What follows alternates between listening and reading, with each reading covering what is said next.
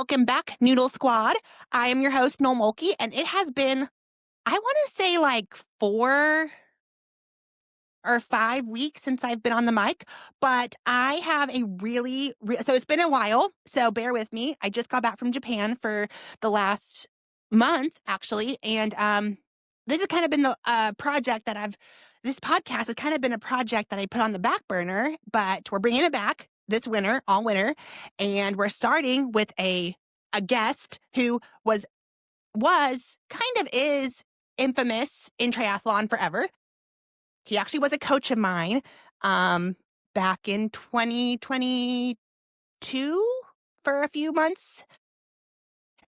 His name is Colin Chartier. I've always said Chartier. Okay, but it's Colin Chartier. And he was actually in this sport. Well, sorry, he was a coach of mine for, I want to say, like, was it like 6 months or something? But more importantly, he was a pro triathlete, a really good pro triathlete.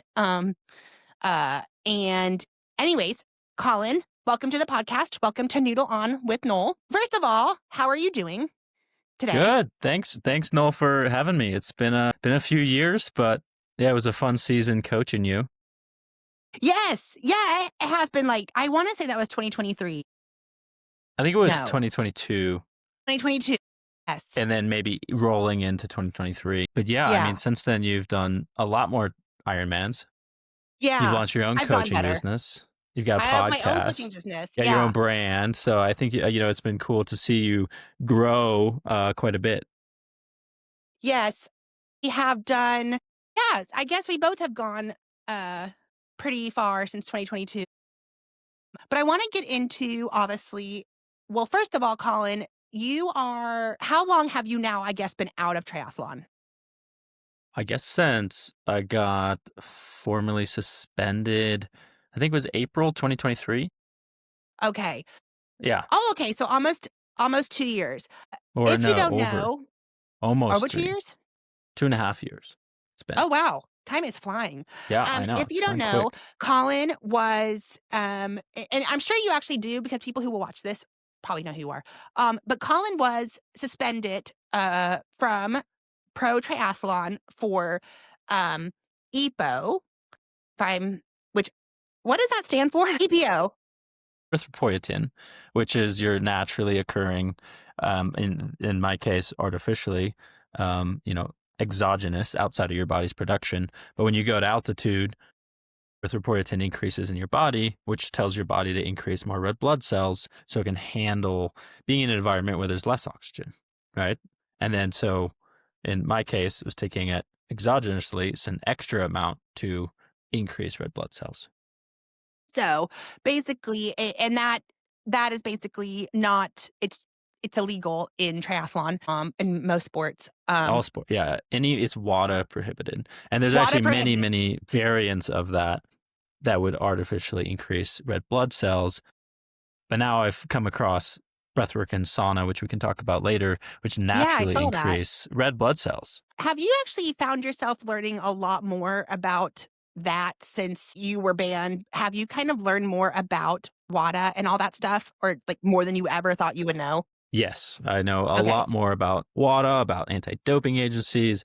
I've been interrogated by USADA in LA at a hotel room. They had like all the mics set up, multiple people in the room.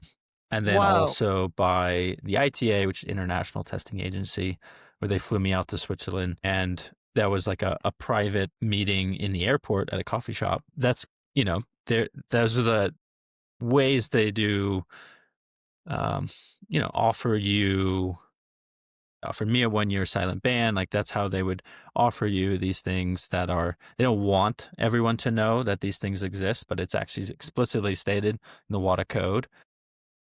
I believe it's like section 10.7.1.2. Don't quote me on that, but I believe it's that, section in the WADA code where it says, basically, any organization can give you 0 ban, no forfeiting prize money, just make it completely go away in exchange for substantial assistance, which is left like very vague and subjective. So whatever that means, substantial assistance, they can offer you. Basically, that's why we see the early retirements, people at their peak just retiring, and then we don't hear anything about them. And then there's also Wow. people who get injured or sick for a year, and then that's the 1 year silent ban. And so That's this what exists. silent This is in means. the code. Yes. So, okay, so that was we were talking to catch you guys up. We were talking a little bit earlier. I was like, wait, pause this, Colin. We should say this for the podcast because it's perfect talking point. Yeah, he said you were flown to Switzerland from by WADA and you were By told ITA. or by ITA and you were told if you give them who you were working with, more info, who else is doping, you would get a silent ban. And so, from my understanding, a silent ban is you don't compete for a year, you just get sick for a year and Yeah. there's So it'd be no pro tri 1 news year. post. Exactly. Yeah. So it'd be Yeah, all kept hush hush, 1 year silent ban, and they were specifically looking for information with people I was associated with, right. and that they were also investigating. And I actually didn't have any evidence. Otherwise, we wouldn't be here talking because I would have had a silent ban. But Okay, just my so question people is this. know that they exist, you know? Well, so my question is okay, that's very fascinating because so you had someone with you because you're saying so you did EPO by yourself. You administered it by yourself to yourself. But had you had someone and literally said like, yes, X person, Jack or someone, John, was also doing it, what would they do now? They would go after John and ask and get him. He gets offered a silent ban for more info and I'm not is sure. oh, you're not I sure. mean, Okay. the extent of it, like I was thinking, like if I was, looking back, Yeah. it's kind of stupid to do it on your own because if you are working with a doctor or with a group, the silent ban exists so that as long as you trade information, you're always going to be protected. Right. But like And when you're working alone, you don't have that protection. so this silent ban's interesting. So like whenever we hear about athletes, and this does happen a lot in triathlon, I will say it happens probably to other sports. I'm sure it happens in all sports. I just don't follow very many sports except triathlon, super, super in depth. And these silent bans, it's only a select group of people know someone was caught, like a very select group of people, like 5 or 6, or the entire Just administration. the specific like anti-doping agencies, whether that is USADA, it's United States, anti-doping agency, or ITA, International Testing Agency, like they don't have necessarily direct communication with each other unless they reach out. And so all these people none of them can say anything about you if you like they if there was a silent ban, you couldn't know they couldn't say anything to anyone, like their families. It's all super Yeah. because if it gets They'll be out that quiet. you were caught, it's really bad to do Yes. that, I know. And so right? like if you're an athlete right now and you think this is ridiculous, go into the WADA code that you signed up for and look at that section. And I can I may have a YouTube video on this whole thing and on this I'll put section it in the comments. specifically. You made a YouTube video of this, or you Yeah. found one? Yeah. No, I But made we'll one. put it in the show notes, guys. At the end of the episode, we'll put the show notes. Apparently, you made a whole video about this. Cool. I basically go through the entire WADA code for 2026, which I just should got watch that. released about 3 weeks ago. And so a lot of people don't know what's on there. Like there's just a lot of terms and a lot of like Yeah. classes of drugs. So I break it down, explain what these are, what they'd be used for, why they even are on there. Is it health and safety? Is it performance? Mm. And yeah, I explain this section here in the WADA code. So if you're an athlete, you're like I believe, a lot of people blindly believe in the anti-doping in WADA code that say like, hey, I just trust you guys to make this a fair sport. But in turn, like they're not very transparent. They're not transparent at all about what goes on. So it keeps this illusion that as long as there's testing, we're going to be, a clean sport and a fair sport. And that's just not the case. So I implore anyone who's an athlete and is abiding by the WADA code to actually read through it and understand how it's operating. Do you think to some extent you open the floodgates in terms of making it do you think it's been since you were a very big kind of pivotal point, not pivot, yeah, I guess. Do I wonder if you do you think you made it easier? Do you think it's now easier in triathlon to dope or same without getting caught or same level, like nothing's changed? Or do you think you've made it harder in terms of we caught a big name. They got a big name. You were a huge name and you were caught doping. I'm just wondering, what does that mean for the rest of the pro field? Like, does that mean it's like easier now in terms of like, I don't know. Does that make any sense, this Yeah, question? I don't think anything has changed. You know, Nothing's changed. Okay. a lot of news and all that is a perception. So people have a Okay. perception of like, oh, like, when they start to see more people caught, they're like, oh, yay, the sport's getting cleaner. But that's also just because Ironman is only prescribed to external testing with USADA and other agencies like 4 or 5 years ago. So like the history of Ironman, you don't know Wow. what happened because there was internal testing. They could Right. just keep their test, whatever positive test, to themselves instead Right. I of, have heard this. yeah. So you don't know, and we won't know. Right. I know you've been asked a lot about I'm even doing it now, a lot about the technical stuff, but I kind of want to know.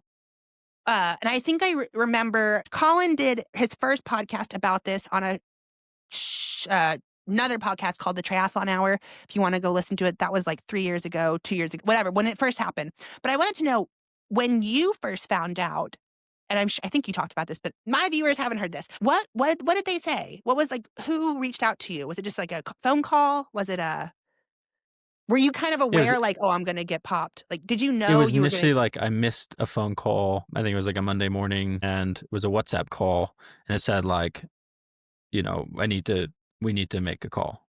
And so I looked up the number on Google, and it came up with like a LinkedIn profile of this guy Nicholas Radunsky, and he's this like former Homeland Security, Whoa. ITA, International Testing Agency. And then my heart was like boom, boom, boom, boom, boom. I was like, oh no. So then, and like 15 minutes later, kind of like collected myself. We jumped on a call. It was over an hour. Basically, he was just like interviewing me and drilling me. He's using these like tactics, negotiation tactics, to like, get more and more information. Yeah. What do they And then say? Sorry to interrupt. Like, what do they say? Like, well, they were just like, "Who were you training with? Where were you? Like, what were you doing here? Like, every known associate." They were just like really in depth, asking a lot of questions and trying to get a scope of, was it just me? Was I working with people? Like, that's the main thing they were trying to figure out.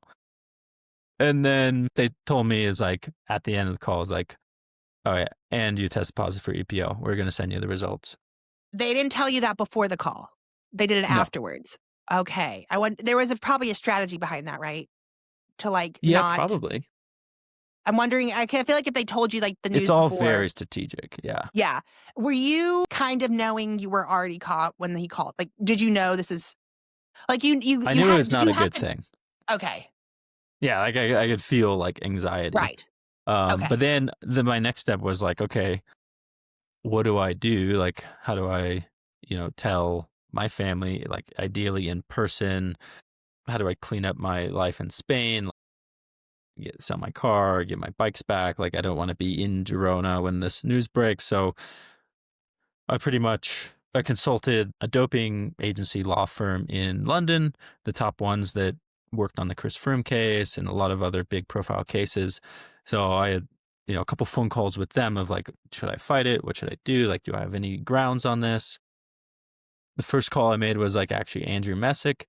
And at the time, like his reputation was not great because of all this stuff going on in the podcast. But like I called him and he was a super nice and genuine guy who gave me some really sound advice. I was like, your character is defined on what you're going to do after this, not necessarily what you've already done. And I thought that was really wise because he'd been around a lot of the pro cycling doping news when he was working in pro cycling with Amgen Tour of California. I So had no idea he worked for that that, by the way. I didn't either, but Yeah, that's that's what you learn. And so basically, I asked for a month or so to delay like the news coming out, so I had time to see family and tell close people in person. oh, you can do that. You can just say like, please don't say anything I for a mean, month. You can ask yeah, that. they want like they're for athletes, like they want Right. Right. to care for athletes to some extent. You so you knew. Okay. So on that phone call, he said you tested positive for EPO, and then afterwards, like, what was like like, could you sleep that night? I'm just wondering, like, what it felt. It's probably like traumatic in hindsight, a little bit. Yeah, it was not easy. Yeah. And Like, I was already like in a training camp in Boulder. And then, you were in Boulder when you found out. and I'd actually been injured like a week and a half prior because like I was playing with bike fit and my saddle was too high and I was doing these workouts. And then all of a sudden, like the low back, I had tons of pain. Went to go see a massage therapist in Boulder. And then I couldn't, after the massage, I couldn't even get out of the table. I was crippled. Mm, I was like, oh shit. gosh. I was like, this is not muscle. And I had herniated a couple discs. From your bad bike So fit? like from bad bike fit and then just like pushing through that. And so I was really Wow. crippled and I was in Boulder and then now I had to keep this silent. So it was actually it was not a great month. How did you So you found out, and, like, the next day you go to, at the time, I guess Raleigh was still there, or anyway, I don't know, somewhere, and, like, do you talk like, were you able to, like, talk to people normally without, like, I don't know. I feel like if it was me, I'd be like, I would leave Boulder. I don't know. It just, like, it wasn't something that stopped your life immediately, obviously. You kept, like, training, sort of? Or no, I guess you were injured. So I don't know. Yeah, that's the other thing. I was injured, so it actually was, I could actually make that excuse because I was injured. I was like, yeah, I don't know what my plans are going to be for the next race or the future because I don't know about this injury. Right. Was that, like, the I don't know. Yeah, this is another thing I wanted to ask. Was that, like, the only like, what made EPO, like, the one to go to, instead of, like, there's like, a ton of other shit you can do too, like, there's tons of stuff, but, like, Yeah, I mean, just not yeah. that smart. Okay. Well, no, but so I I talked heard to someone yeah. later who was helping me with like blood testing, not doping. And I was like, yeah, I tested positive for EPO. And he was like, I mean, well, that's so stupid. Like, why weren't you taking something else that's better and not detectable? I was like, I didn't know that was an option. Okay, yeah. Well, So I was there gonna are say yeah. a lot of other stuff in that YouTube video. I do explain what those are. So Is EPO but I've heard my understanding of EPO is it's super dangerous. You can like, mess up and just kill yourself, like, without any no? cyclists in like the 90s and early 2000s were doing that, mostly in the Netherlands, and they were doing it because they were doing such high doses. And so it's Right, like a okay. dose response because back then, like there were the test hadn't been developed, so people were really abusing how much they could do. Right? If it's like if a little bit helps, then more will help more, and that's not the case because you start to take too much, your blood is going to have too many red blood cells, which creates really like a thick blood. And so when you're pumping blood throughout your entire body, puts more strain on your heart, beating Right. something that's moving slower and harder to move. And in that case, the heart will stop and you'll die. I But like heard I you get never got to that that deep. point. No. Well, No. I heard in, like, the Tour de France doping days back in the, like you said, 90s, 2000s, they had to, like, get up at night and, Yeah, yeah. Set do timers. push-ups or something, right? So Yeah, they their wouldn't heart rate die? would get so low and then they would like Yeah. get up and get on the bike and do push-ups so they can get their heart rate up. And that would Yeah, be I scary. always Like that would be associated honestly that really scary. with EPO. That's what I associated EPO with, but they were doing other That's the shit too. abuse of it. Yeah. Sorry, Oh, this there's is after a yeah. while of it. Okay. The abuse is like taking too much. Okay. I was going to say also, like, could you tell a difference? Like, is there a big difference? I guess you weren't really There's a training at the time, difference in though. like your recovery. So Recovery, like, okay. if you are doing this massive day, the next day, you would be able to still push. Yeah, and also, the other thing is not something sorry, I can, like, just look this up, but it's kind of fun to talk about. Actually, I don't think anyone else is gonna, like, go look, but it's an injection, right? You have to, like, inject it? Yes. Yes, okay. Yeah. Like, So, a muscle injection or a vein injection? well, there's if you're doing it's a like subcutaneous, so it's in between your skin fat layer and the muscle. But Yeah, so a then big needle. your detection, no, it doesn't matter what needle, but your detection window that way goes a lot longer because as it takes a lot longer to get through your bloodstream and then be processed by the liver and then Okay. excreted. And so like the faster way is through intravenous, so injecting into your vein because then your body will process it. It's not in your body as long. So you should so if you don't wanna get caught, do it that way, you're saying, the intravenous way. Yeah, but even now, like I looked up, there was a much more specific EPO test that WADA uses since 2021, which I guess I didn't know Huh? about. But like that, can catch a lot.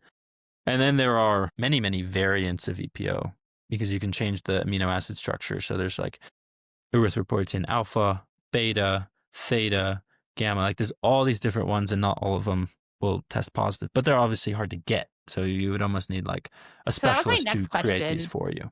I don't know if you're allowed to say, but I'm definitely going to ask. So how do you get it? Like, where do you get it? Is it You could just just search right now on Google. dark web or not even No, dark just web, just anywhere. normal Yeah, internet? there's all these, any of these sites that are like bodybuilding, peptides, steroids, which you can all buy online. You Yeah. can get that. So you can just get. Well, as I was thinking, also, I was like, I'm wondering if if because there's no shortage of steroids in like the bodybuilding community. Obviously, if you Yeah, just it's look at huge. Yeah. Instagram, and And I'm just even wondering, like, how peptides. are all these like teenagers, college kids finding steroids? It can't be that hard. But also, now that I'm retired, I have like more access to doping than I ever had as an athlete. Just working with, in gyms and working in Right, right. clinics, like there are many doctors who do peptides. Like, and that's just everywhere. It's not illegal. It's totally normal. I know many, many people taking peptides for recovery and injuries, and they also offer, Where PRT, that's peptides technically testosterone. steroids? Is that what that is? No, What are it's peptides? different. Oh, okay, Peptides are like just another amino acid group, so different proteins that okay, act as like a signal. So your body then produces more of it. And that could be used okay. for anything like growth hormone. A common one that many athletes are using and probably don't even realize is banned is BPC 157. That's used for injury healing, wound healing. But These yeah, are all that's a whole pills? Are nother these pills topic. or injectables? No, there's both. There's both. Okay. Probably you would know if you shouldn't be doing something if you're injecting it.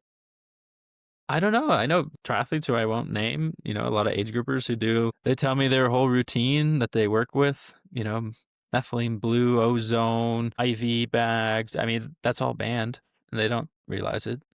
So do you And think there's no test for it. So it's like, what are you going to do?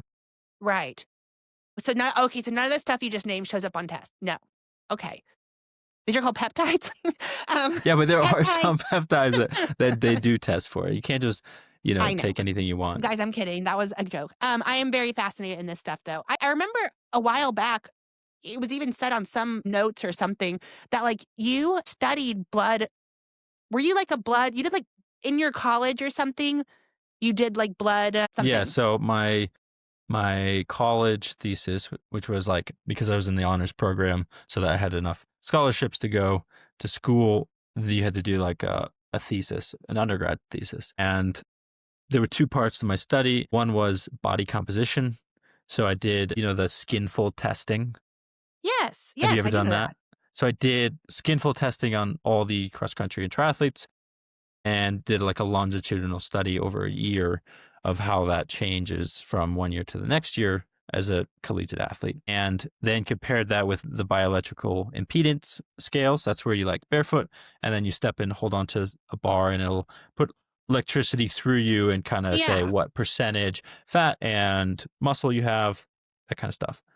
That was part one of the study, just tracking that. And then I tracked hemoglobin mass and hematocrit from year to year as well, just along with the study, just to see what would change with our small Wow. group of triathletes and cross country athletes. And I think the only conclusion, there was no statistical significance because my group size was too small, but the college dorm life, like the college cafeteria, is terrible for body composition. Everyone gained Right. fat.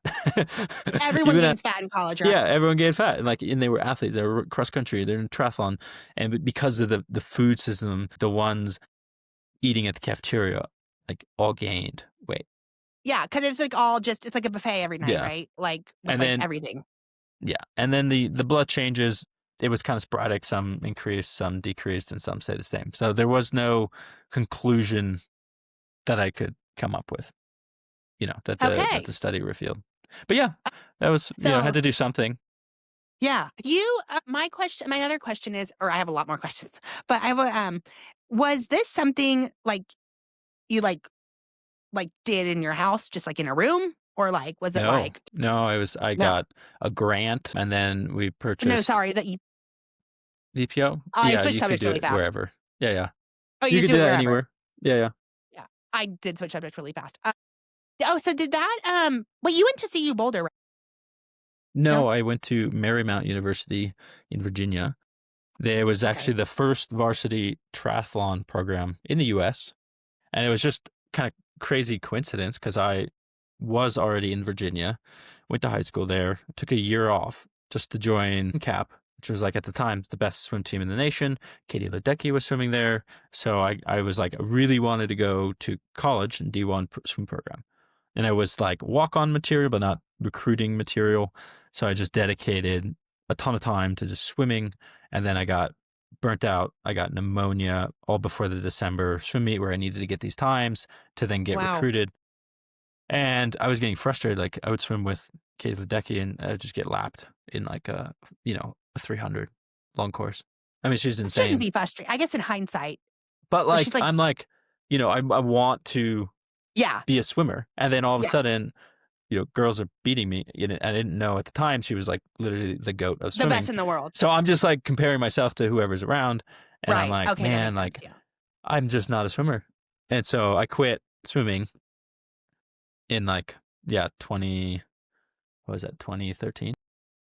Okay. And I'd already done some triathlon, but I wasn't thinking about going to college for it because at the time there was no really option. And then I get a call out of the blue from that coach, Zane Castro, who's recruiting. It was like, hey, like, did you go to college? Because I took a gap year. And I ended up just committing to Marymount because I had some scholarship and it was close to home and I got to do triathlon. Wow, and that was the first collegiate team in the whole US? The first varsity. So there was like, Varsity. we had, yeah, coaches, on salary, scholarships, funding, How travel did they to give you all races. bikes? They got bikes. It's cool. They all We got just got a bikes budget. for the whole team. Wow, that's really cool. So you've been doing this, yeah, so how long have you actually done triathlon? My first triathlon was 2008. Sprint triathlon, Dewey Beach triathlon, Like, Delaware. 2 decades, like 20 years.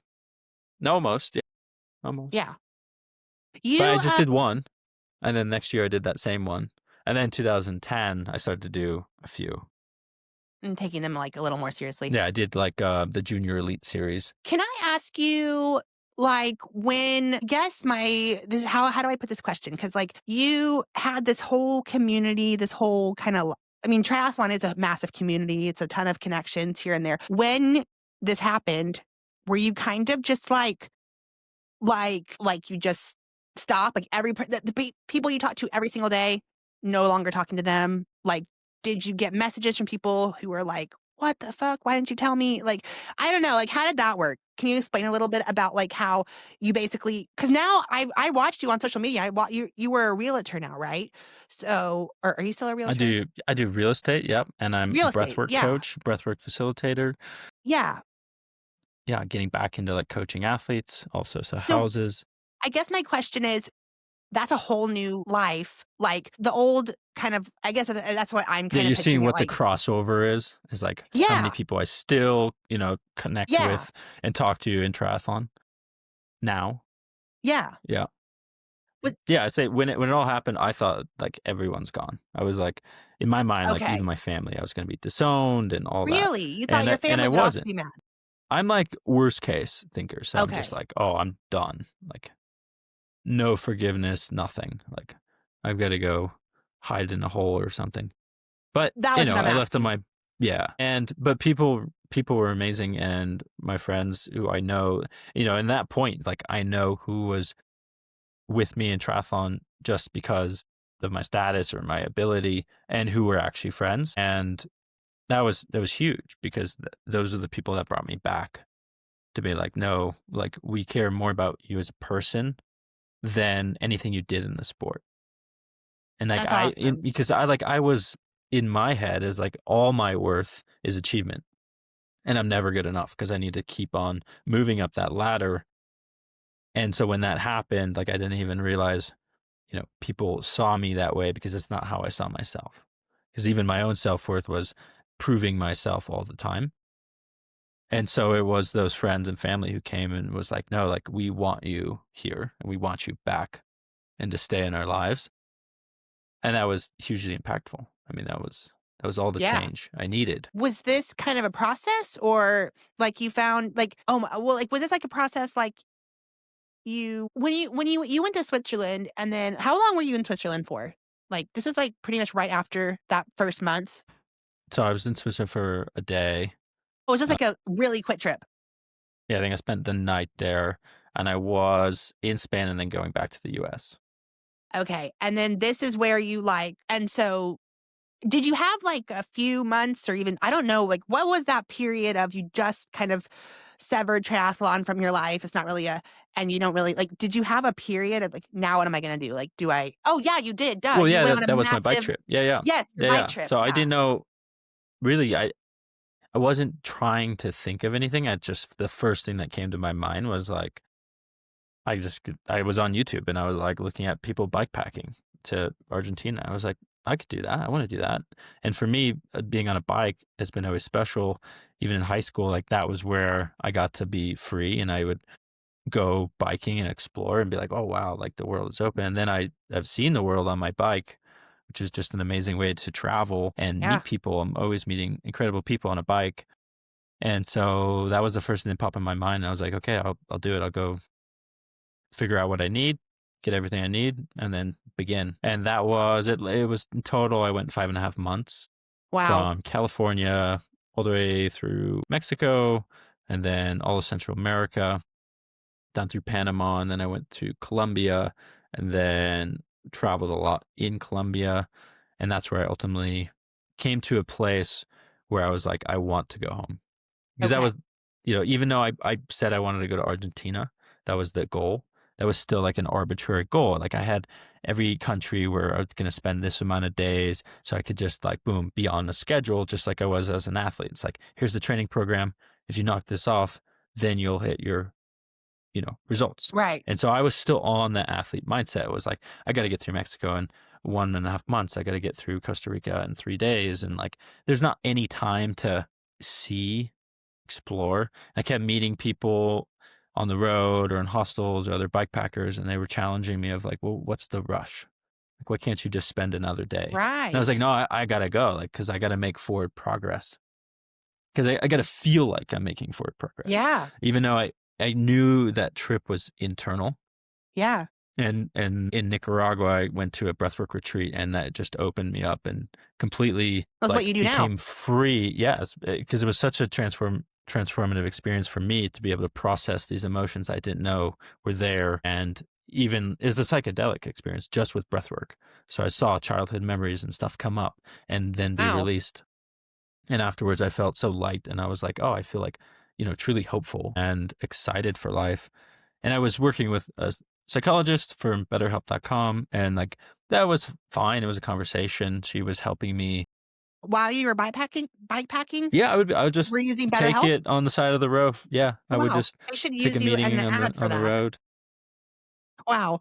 Because that would almost be a whole other podcast to talk to you about because I'm so interested in that trip. How did you find yeah, you spent 5.5 months bikepacking. Was that, like, a known route? Like, other people have done it, or did you just, like, make this all up? Like, There's a lot of people in the bikepack community. They've all done it, and so like that's, like, a everywhere has known been ridden. Yeah, but like oh, okay. every day, like I just knew I just needed to go south, so I didn't really care the route and the day. I would Uh, just wake up right. in the morning and be like, okay, how far can I bike? 10 hours, But is 12 it, hours? Okay, where should like, that land me? all back roads, no highways, I assume? Like, No, highways, back highways, okay. roads, dirt roads, everywhere. That's And then I just figure out where I'm gonna sleep, as it gets kind of dark. I'm like, okay, I started to look around. Where can I set up my tent? you just set up a tent just kinda anywhere. Yeah, side of the road. Well, that's did you go through El Salvador? Because 'Cause I've been there. I did. El Salvador, it's an awesome country. It is a cool country. When did you go there? I went Pre or post? pre-COVID, 2019. So when it was still in chaos and disorder? Yes, yeah. That's why I'm wondering, I guess, yes, it was still Because that's what I considered the most thought. I thought it was a dangerous terrible, country in the like world. dangerous country. But then the new president put like a bunch of people in jail, like a huge Yeah, percentage of the country. And now it's super safe. And people actually came out of their houses yeah, as I biked by and were like, hello, my friend. I'm like, they were so friendly. And they're so they friendly. use the I went in US 2019 dollar. when it was still bad, and they said and everyone's like, "Don't go there." I went through for a Habitat for Humanity trip, and I didn't find it dangerous. Well, I don't know. I don't know. I just thought it was funny that, yeah. And now everyone's like, it's literally gone from like a really, really like the most dangerous country in the world to now apparently like really safe and Yeah. happy. Yeah, And you can go surfing. There's all these wellness yeah, retreats. There's a lot of cool stuff to do. yeah. Okay. So then you did that for 5 months, and that was kind of your break from like the world. Like, yeah, figuring out how did I get here? This is not where I saw myself going. This is not in alignment with my values. Like, how does someone or how do I make the decisions that led me to this point that I'm not proud of? Right? Like that's the hard questions is like where did that come from? Right. And then it was the other part, the identity of an athlete, which so many people here can relate to, is like that became my identity early on, probably in middle school, because that gave me my status, my friend group, my, purpose. I was like, oh, this is what I'm good at. And for that to all go, you really have to be like, okay, well, who am I now without the sport? That was that was, like, the first thing I thought of when I heard. I don't even know where I heard it. Just I think I just saw when I saw, I was like, my first thought was, like, when you're deep, and I'm not a pro, and you were a pro, but when you're deep into, like, Ironman training or deep into triathlon training and, like, you have a goal, it's, like, 4 weeks out from your big race. This is, like, you live every single day, swim, bike, run, like, I almost can't. I've done it less time than you, and I don't know, like, I can't see a day where I wake up and I'm, like, not. I don't have to go do 11 400s in the Yeah, just yeah. something like, I don't know, and I'm wondering how. I guess you had your 5-month break, but was that, like, almost a detox? Like, you're, like, detoxing of, like, how do you like, Sort I of, don't but know. actually not. Like I biked 100 plus miles a day. But Like yeah, I was you were still exhausted. Like training. I was still Oh, destroying yeah. myself. I got so light. I was like 135 pounds. It was just like a stick figure with a beard. I was gonna But ask like, that. You lost weight during that, probably. You lost a yeah, ton of weight. I was already light. I was already like, Yeah. cause I was in triathlon shape. And then when you're like, I would try to bike from 6 a.m. to 6 p.m. and maybe like 2 hours or so stopping and eating and whatever, changing flat tires. That's a lot of time on the bike for Yeah. months and months and months.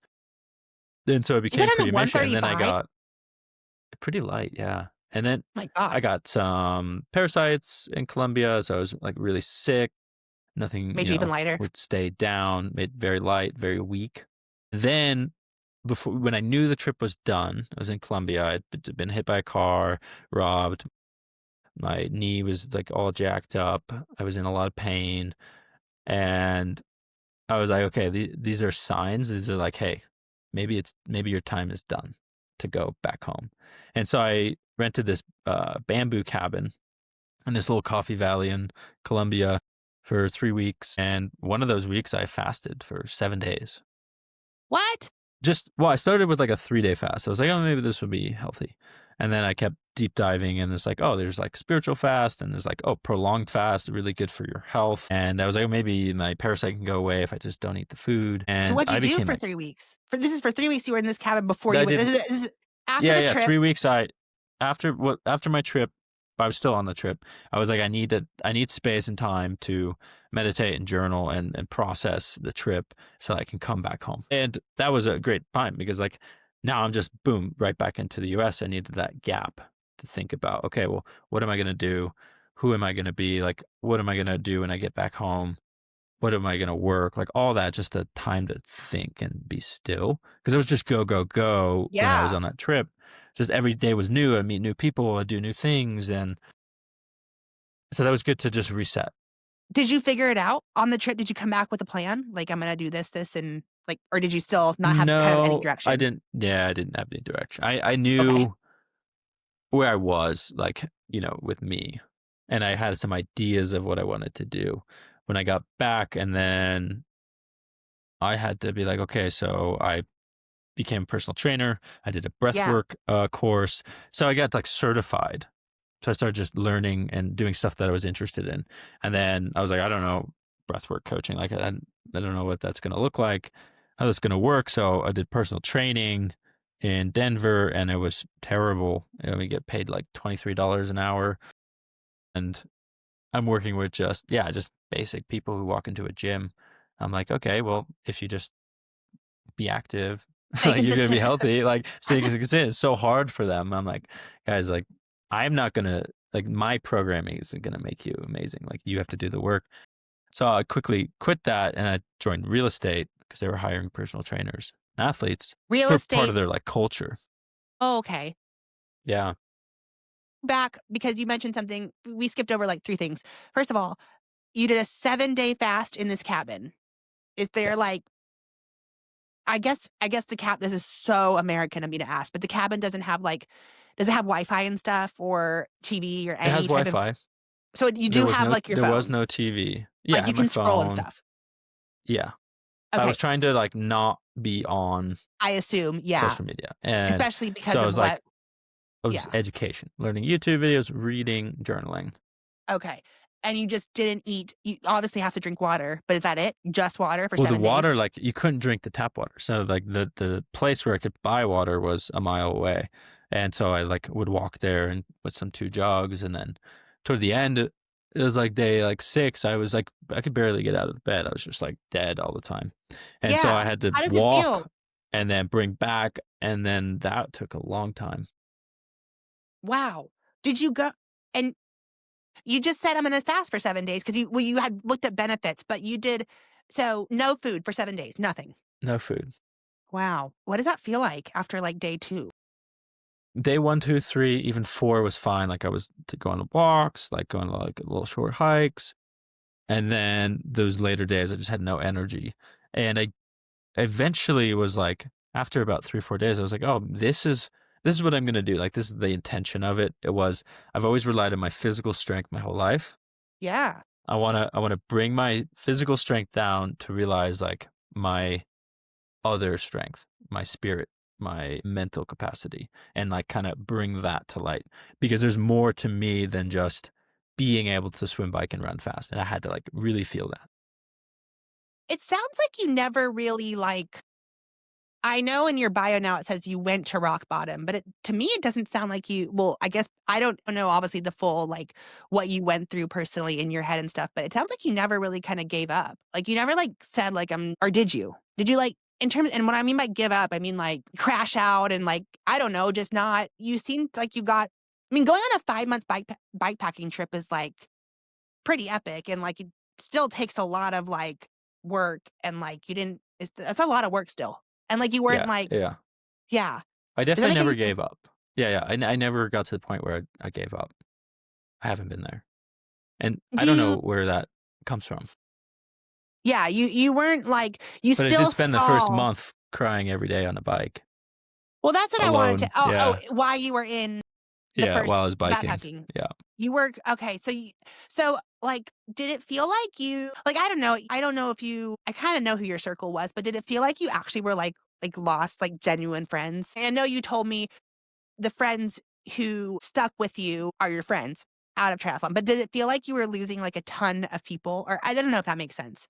Like I knew like a lot of the people I was with were people I would because I was already so nomadic, I didn't feel like I had that like close group. that's true.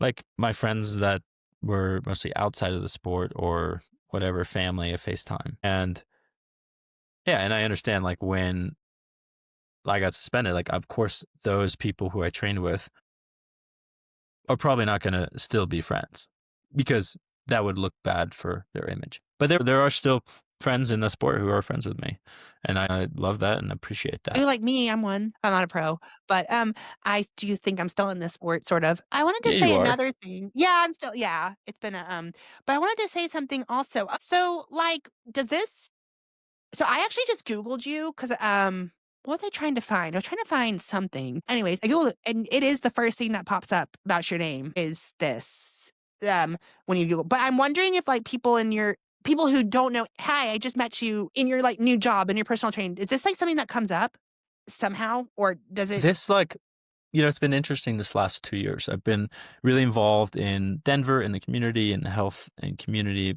like fitness space, and I love that. I love being able to just go into a place and find and build and foster a community. There's awesome people all around, and without me sharing, like few people know. Otherwise, people just know me as a breathwork instructor or Coach. facilitator, and I do coaching and run events. Okay. And now that I've started, because I started working with a social media coach and working on growth there, because I have a business partner, Charlotte Bergen, and we're working on a 10-day performance reset course. So it's a mental coaching. She's a mental sports performance coach combined with breathwork coaching in my experience, working on a deliverable online course. And Cool. so that's why I'm starting the social media growth is like, okay, let's get this out there. But a lot of people didn't know my story. And Okay. so I actually, it is helpful for when I actually share it. And it was hard. It's been hard for me to share that story, but That was I've my other worked through a question. lot of things. And now I'm opening because I realize how much it can relate to so many different people and wherever they're at. Because no matter who we are in life, like we've gone through failures and had to rebuild, and it's never easy, no matter your circumstance. And I think I can be a voice there of hope and hopefully help people on their I own think you can journey. too. I absolutely kind of resonate with this story in a different way, but kind of, yeah, especially about the rock bottom part. I did wonder if like, is this something like you like are hesitant to share to a brand like a colleague or something? I didn't know that, but that never seems to come up. It just like you said, people very rarely, like a few here and there, do know about it. But other than that, it's just kind of uh, not a non-issue. Just something you've been Yeah, through. it's And I mean also, it was it's a 2 years non ago. yeah. Yeah, I mean the people the bike trip was the best thing for me because I met people on the road in these other countries and they didn't know who I was. They didn't have any clue what I did. They don't even know what triathlon is. Yeah, And so yeah, like I would meet them and they would judge me based on how I treat them. And it was just so new for me to realize that. It's like to not go into a situation where people already have like an idea of who I am or a reputation behind me. And I was like, wow, like if this is what's important is how you treat other people yeah. because that's what they're going to remember. And then later in the conversation, if it comes up, I'll tell them. And then they're just like, oh, that's incredible. That, they're not judging me based on what I did, but like how I've overcome it. Do you think like if you could I'm sure I don't know if you've been asked this. Maybe your therapist asked this or you asked the BetterHelp. Seeing a therapist too right now, by the way. So, but what I want to say is if you could go back and just not dope, not get caught, still be in pro triathlon 2 years later, seeing what the sport's doing now, would you go back and not do it and still be in pro triathlon? Still be every day waking up, doing 70.3 worlds in Marbella in Spain in two months, something like that. Is that something you've thought of? I know it's a stupid question. It's a very hypothetical question. You can't do it. Yeah. But I mean, yeah, I think there's one way in which I would come back and it would be like to actually have a community, live in one place, have a community where I see people every day.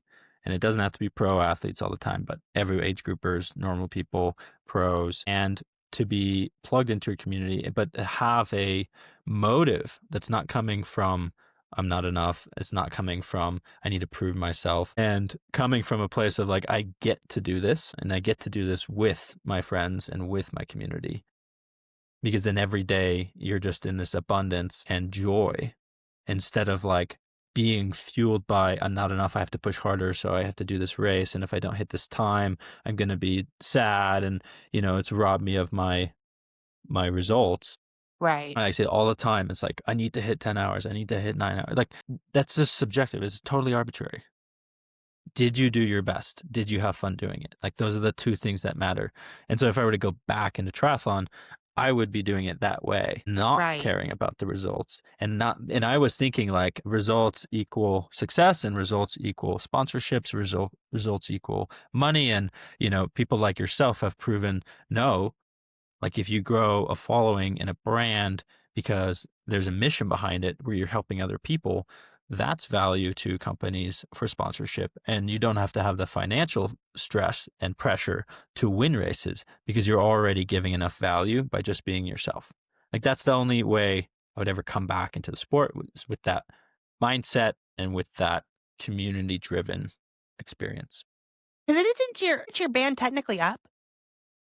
It'll be up Aren't you only banned for 2 years? next year, 3 years. 3 years. We're getting to the hour mark, so almost done, but I have, like, a few more questions. The first one was, when you just now, based off what you just said, when you were fully in, Like, you had just won one of the PTO races, and then, like, you were about to, that year when it happened, when you were fully in, like, 11th in the world or something, were you enjoying any of it? Were you, like, literally full, completely results focused? You weren't Did you ever, like, take a step back and think, like, the entire time, like, I love doing this. I'm having so much fun. Like, this is awesome." Or, like, that wasn't does That that make wasn't sense? no, Yeah.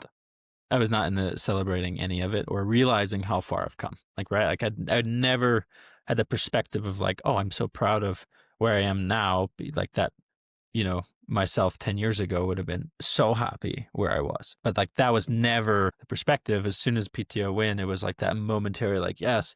And then boom, right in the interview, it was like, but I'm really focused on Ironman Kona. Like Yeah, that's because what it was, like, my what, like, goal 3 is. months later or something. So then No, 3 weeks. 3 3 weeks. weeks So I later, that was it, immediately, yeah. immediately went into like insane training, um, just destroying myself. And even going into PTO, I was not sure. I knew I had conversations. I was like, because I had a really bad hip pain and I had to like back out of a couple workouts leading up to that race. So I was already like I know I'm really fit, but I'm either gonna like DNF or win. And there's so much anxiety. Like I was like, I don't know. Like I can either do really well or I'm gonna DNF. And then it just escalated in those 3 weeks leading up to Kona. I pushed workouts even harder, and the week before Kona, like I was bed rest. I was in so much pain. I did not train once. I was not in a good place. So In yeah, Ca I was Kona at never Lionel's house, right? Or something. They're no in like Kona. Well, in our training camp, like in yeah, Kona, okay. Oh, you like weren't I doing did the week the before week the before race. it, Yeah, I you did like weren't a doing anything. 4 hour ride. It was like 290 watts, and I then think a I saw you. 2 hour.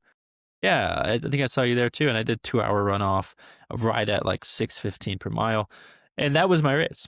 Like to be honest, I felt amazing. I was going, but then I did my race and training, and it was none. And so Yeah, there was I always wondered, yeah, back then, I was like, "Why are you guys doing?" 'Cause I think you vlogged all of it, or Lionel vlogged all of it. yeah, You guys were doing a yeah. lot, like, Wait, 7 days out. Way too much, and I was like, "This is, like, not helping you for this race." I guess some people maybe it is, I don't know, I don't think it is, but, yeah, and then my last question before I forget was real quick, way at the beginning I skip around a lot, obviously. Way at the beginning of the interview, you mentioned how you were, like, in an interrogation in LA. Can we just step back? What was that? So, like, they had cameras and stuff, and this was back when they were trying to determine if you so had this help was or it actually on my bike trip. They were like, "Hey," was on your bike USADA was trip. like, "Yeah," because I talked to Travis Tygart and another guy at USADA on the phone. They're like, "Hey, we really want to interview you." Like, I didn't have to, but I guess I felt like I wanted to or needed to. Maybe that's just like the people pleasing person in me. It's like, "Oh yes, I'll do it." I'll go be interrogated. What'd they say it And then was? They said it was just an they're like, interview? "Hey, we just want to sit down and interview you." Uh, so I'm biking. And it's kind of crazy. Like I biked from Mammoth. It took me 3 days, the third day to get into LA. And I thought I was going to get to LA on in 2 days. I ended Mhm. up sleeping like under an underpass on freeway outside of LA and then waking up and then biking to a hotel. I had to bring my bike in to get the elevator up. And they were like, like, what is this? And yeah, there's just in a hotel room. They, sat in a chair interviewing, recorded. And it was the same questions, just Yeah, it was all the same stuff. okay, okay. And then does any of these people reach out now currently, or is it are you, like, off their No, radar?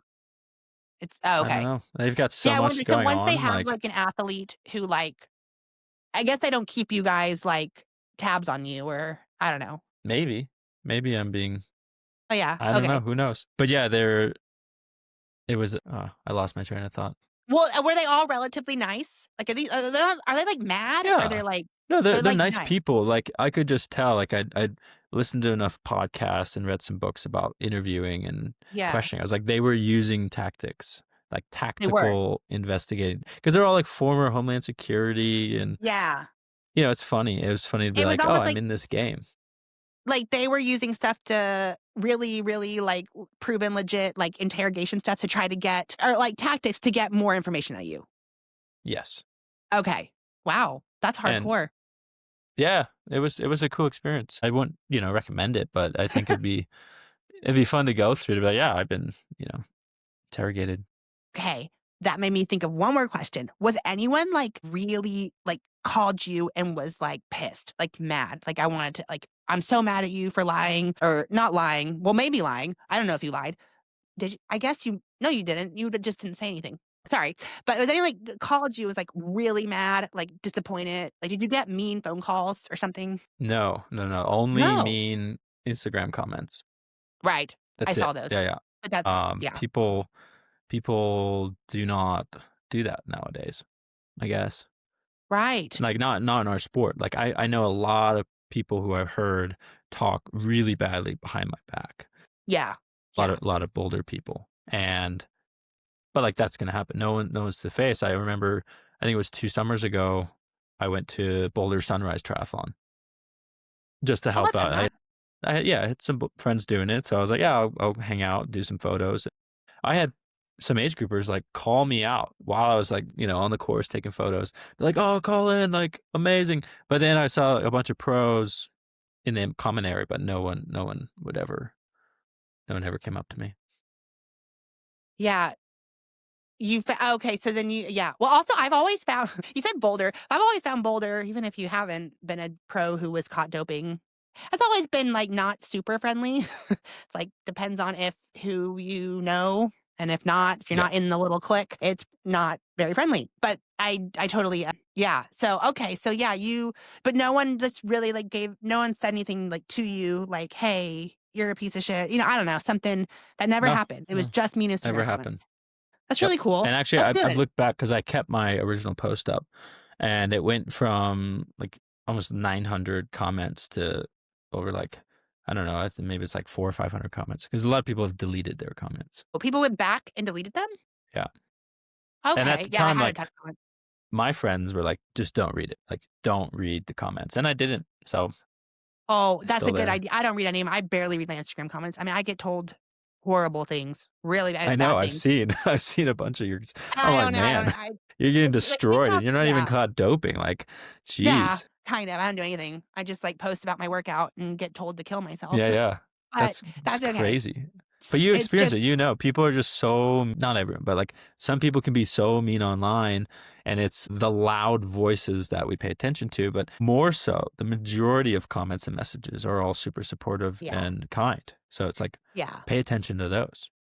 Yeah, exactly. It's really hard. It's really hard to do that. But yes, it is. And I honestly feel like a lot of these people, they don't. Would never say this shit to my face. They just don't. No one tells me that to my face. It's always No. behind a fake profile. So, Yeah. and you just said it happened to you. Like, no one said anything to your face, right? It was, you heard people were talking shit, but like, I don't know. That also is like, one of these commenters literally say this to my face and it never happens in real life. So it's just over a keyboard. Yeah. Yeah. So keep Oh, so you living. still have your Keep original living post in up. the real life. Yes, the one Okay. where it's like the white box Yeah. of Yeah. letters. Yeah. Yeah, yeah. Since there's only been one other caught, I think. Well, there Imogene was this Simmons. other case, right? No, there was the Thomas Rodriguez and then Imogene Oh my Simmons. God, Chicken Guy. Yes, I forgot about him. Yeah, chicken. That was like Chicken. a week or two. No. That was like a year after you. It was really close to you, I think. Yeah, No? yeah. Yeah, it was like a Yeah. year after. Yeah, and he didn't admit to it like you did. I actually want to know your thoughts on that a little bit. Like, what are your thoughts on that? Like, you say, hey, I did it. Yeah. Well, I think he argued that contamination case. So I think he'd only have a 2-year ban. No, he argued contamination. Yeah. It's very rare that, in my knowledge of seeing athletes get caught doping, actually say, yeah, I was doing it. It's always something, it was in this, Yeah, it was in some that. excuse. Same, Some yeah. excuse. So I'm wondering And if, the ones of like, oh, my boyfriend was taking that, or oh, I kissed this person, and I'm like, yeah, that it's one's, kind of crazy. it is. Their excuse was they had it having sex with their boyfriend, and Thomas was chicken and eggs. And so your thoughts are like, what are your thoughts on that? Do you have thoughts on that? I guess that doesn't, yeah. Like, I don't know. I don't have any coherent any thoughts words on on that. that? Yeah. Yeah, you're right. I completely forgot about him. And he actually said, this is another, folks, for you, this is another doping case in triathlon. His name is Thomas Rodriguez. And he actually did take a 2-year ban, but he said specifically, he's even like still posting training videos like he's coming back to the sport. Oh, yeah. My friend saw him at Ironman 70.3, like 3 weeks ago, a month ago. Okay. Not And doing it, just like hanging no, out. like being around, like, because his coach and athletes like that. Yeah. So he's still absolutely planning Like, on coming he's back. 100% still planning coming back. And See, I like, wonder how that would I don't go. have any need to like redeem myself in that sense. I wonder how that would go, because I know people won't be kind, like, at all if he's just like, maybe not, I don't know, or just ignore him, I don't know, but it also from now on would put, like, I don't know, that's you don't really see people coming back after this. Can't There's really been a think of few a triathlon. Yeah. There's some older guards that have tested positive, maybe in cycling, and then in come into cycling and then switch to yeah, triathlon. and yeah. I raced one in Japan, and I was mad he was racing in terms of, like, he was, like, a world champion.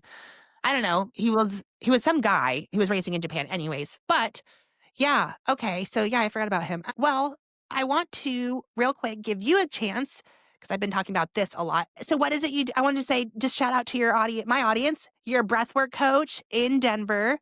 You have a YouTube channel. Wait, are you Yeah. still in Denver?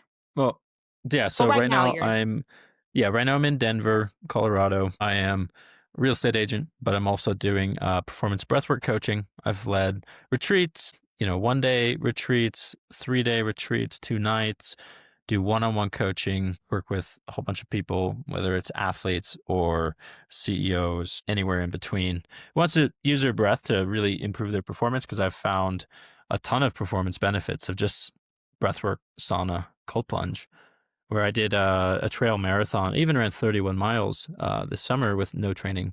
I was like 4 weeks. I had stitches, injuries, and I do a lot of sauna and breath work. And cardio wise, increases VO2 max, cardiac output, works on mitochondria efficiency. So anyway, I'm really interested in the performance side of breath work, because there's a lot of hippie side of breath work, but the science is there. The testimonies are there, working with athletes who are improving their running paces, improving their ultra endurance performance. What another guy coached dropped like 15 minutes off of their ultra year to year just from nasal breathing. Another guy helped coach. He did 7 marathons in 7 continents in 7 days. That's the Great World Race. So people are already using breathwork, how's and that now possible? it's called the Great World Race. How do you And so get from they have a chartered jet, Oh, okay, they and have their the own jet. whole race is going from continent. But it's Well, still that's super hard. You're like barely sleeping. You're in all different time zones, yeah. and it's wild. And so You, like, wake up, do a he was marathon, super get back. helpful with our breathwork training. We did some one-on-one sessions in the gym. Anyway, that's what I'm doing. That's what I'm fascinated with. Yeah, and I will I've got a plug all of 10-day Colin. reset course coming out, online course. Yeah, I will plug all of that in the show notes, you guys, and you can follow Colin on, I guess, everywhere. Instagram. Instagram is my main. Yep. Instagram. But I Do you want to do get into TikTok. You got to help me.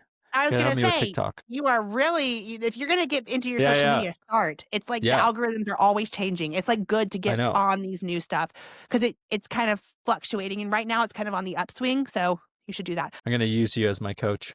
I will absolutely I was gonna say, do you do remote coaching for breathwork? Is that a thing? Mm-hmm. Yep. Or does it have to be Remote in coaching. person? You do remote breathwork Yep. coaching? Yep. Okay. I Link have to talk in to you my after this. profile. You can just schedule consult.